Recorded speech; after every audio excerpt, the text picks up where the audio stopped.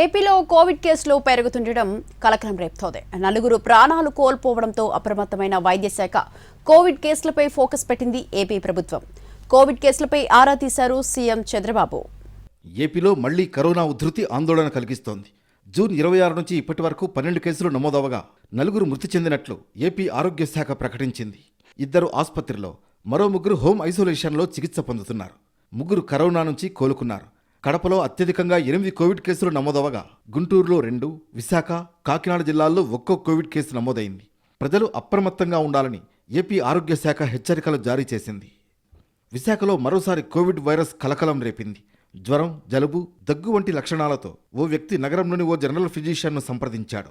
Covid అనుమానిత లక్షణాలు గుర్తించిన వైద్యుడు వెంటనే ప్రైవేట్ ల్యాబ్లో పరీక్షలు చేయించుకోవాలని సూచించినట్లు సమాచారం. శాంపిళ్లను ప్రైవేట్ డయాగ్నోస్టిక్ సెంటర్లో పరీక్షించగా కోవిడ్ పాజిటివ్గా నిర్ధారణ అయినట్లు తెలిసింది.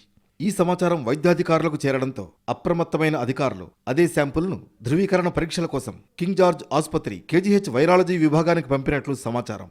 అక్కడ నిర్వహించిన పరీక్షల్లోనూ కోవిడ్ పాజిటివ్గా తేలినట్లు విశ్వసనీయ వర్గాలు వెల్లడిస్తున్నాయి. కోవిడ్ కేసులపై ఏపీ ప్రభుత్వం దృష్టి పెట్టింది. మంగళగిరి ఎయిమ్స్లో నమోదైన కోవిడ్ కేసులపై సీఎం చంద్రబాబు ఆరా తీశారు. పరిస్థితి బట్టి ర్యాపిడ్ టెస్టులు చేయాలని ఆదేశించారు. కోవిడ్ విషయంలో అప్రమత్తంగా ఉండాలన్నారు ముఖ్యమంత్రి చంద్రబాబు.